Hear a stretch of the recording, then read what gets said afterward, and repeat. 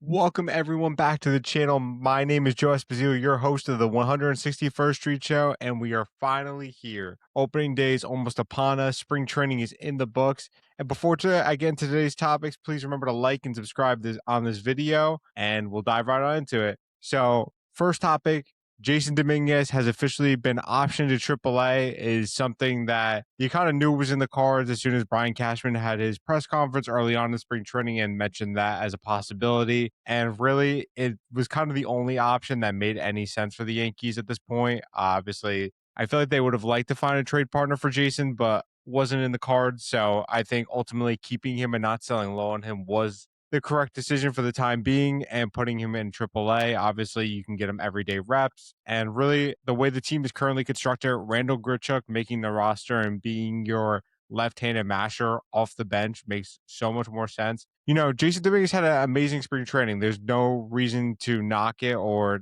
to sugarcoat it. He had a great spring training. Jasson did make some changes to his approach when he's hitting from the right-hand side versus left-handed pitching. You can see the load is a little bit different. And hopefully that is producing better results from him, because ultimately that's what's going to come down to, is if Jasson Dominguez is going to be an everyday big leaguer, especially for the Yankees, even at some point in this year, if he were to unseat someone, it would take him playing at least average or just slightly below average defense in left field, and to just be marginally better against left-handed pitching, because he was very bad last year. He was very good against right-handed pitching. I think he was a 115 WRC plus versus like 60 or 70. It was very drastic difference. So I'm hoping for the best for Jasson. I hope we can see it turning around. That kind of goes in line with my next conversation. I already talked about Randall Grichuk. He is one of the 4 members of the Yankees bench that will also include JC Escara, Paul Goldschmidt, and Ahmed Rosario. Again, nothing too surprising. Everyone kind of thought Randall Grichuk was going to make it as soon as the Yankees added him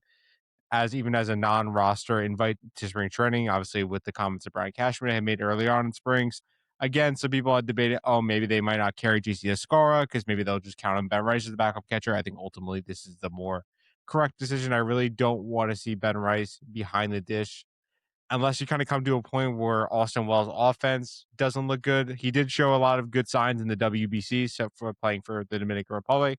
Hope that continues into the season, but I think right now I would be much happier seeing JC Escar get, 1 to 2 days behind the plate, and Austin Wells kind of maintaining the rest of those. Yankees will be opening the season with a 4-man starting rotation, and it's going to be Max Fried, Cam Schlittler, Will Warren, and Ryan Weathers in that order. So they are currently not having Luis Gil in the rotation. That obviously comes because the way the off days are kind of falling, the Yankees are able to space them out and get Max Fried pitching his second start of the season on normal day rest. So obviously it makes a ton of sense to just do it like that with Gil struggles. Although I will say, Gil did look very good in his last spring training out against the Baltimore Orioles. Fastball looked good. His release point was different. It was more in line with his 2024 season, and he did sport a new pitch, a sinker. So hopefully some of these signs developments are leading to Luis Gil going back in form. As I just had mentioned, my next kind of point in conversation was that he was going to start the season in AAA potentially. That is the rumor that's kind of going around. We'll see what kind of comes to fruition with that and see if the Yankees actually pull the trigger on that. As of right now, the final 2 bullpen spot looks like they're going to go to Cade Winquist, the Rule 5 draft pick from the St. Louis Cardinals, and Jake Bird. There might be another person that gets added to the rotation just because, as I mentioned, Luis Gil might start the season in AAA. Since they're not using 5 starters, they'll be able to carry an extra bullpen arm. So interested to see who that is. I'm not too sure. Could be someone like Kervin Castro. We'll see on that front, though. We'll see who they kind of like and who they want to give the opportunity to.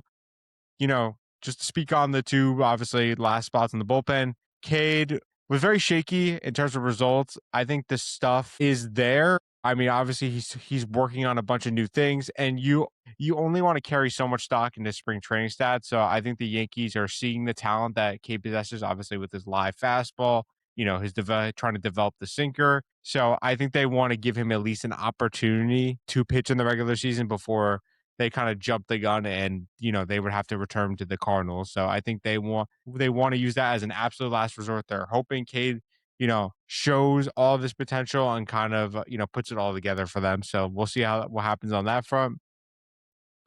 The Yankees today traded Jorge Vivas to the Washington Nationals, and they acquired Sean Paul, Lanian. He was a very good starting pitcher in the minor leagues this past season. He came over to the Nationals at the deadline when they shipped Alex Cole over to the Dodgers. He pitched to a 3.03 ERA, had 100 plus strikeouts and about 77 innings of work. The big highlight for him, he doesn't really have this like great fastball, which is kind of what you look for in terms of getting excited about a pitcher. He does have a very, very disgusting changeup, and the Yankees obviously have a shining example in their bullpen. That is Fernando Cruz. That one pitch can truly make or break. You being in the bullpen.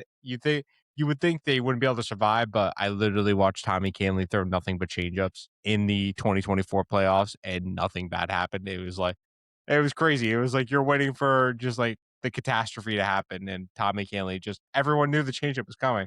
Couldn't hit it. Couldn't hit it. It's crazy.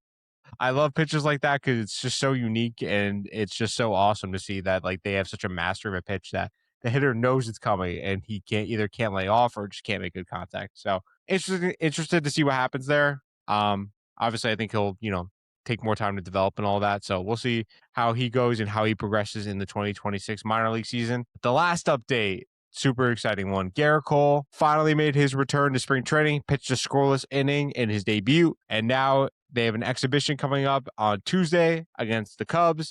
Aaron Boone said that he will pitch 2 innings for them and then be followed by Ryan Weathers. Man, Cole's fastball averaged, I believe it was 98.8 or 98.9 in his 1 inning. I know it's 1 inning of work and you don't want to get too ahead of yourself in terms of excitement, but the fact that Gerrit Cole is already flashing this fastball, showing comfortability throwing his off-speed pitches, it's so encouraging. You can't not get excited about it. Like I loved watching Garrick Cole pitch. It was a pleasure to watch him every 5th day in the playoffs.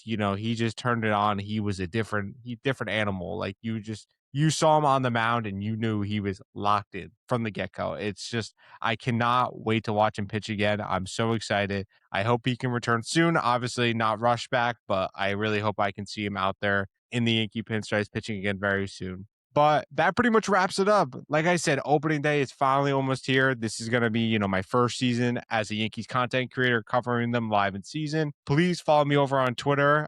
My handle is Joseph Esposito0 on X. And I obviously tweet, my opinions, live updates. I try to clip up the game as best as I possibly can during the game. So super, super excited. I just can't believe it's here already. And, I'm hoping for a great season. I'm very encouraged. I know some people are, meh. Some people are, excited like me, just because some people are like, oh, they're just running back the same team that got, handled by the Blue Jays in the ALDS. What's there to be excited about? But I mean, you get Rodon back and healthy. I think people discount that a lot, that, down the stretch, the bone spur was killing Rodon. So get him back, get Gerrit Cole hopefully back. The year 2 of Will Warren, year 2 of Cam Schlittler, Max Fried building off a very, very good year. Hopefully Luis Gil can have a bounce back here. And then obviously the lineup who was number 1 in baseball. Like I think people, really discount how good this lineup was. I'm so, so excited for this team. So excited for the season and can't wait to experience it with all of you. Let's go Yankees, everyone. I'll catch you in the next one.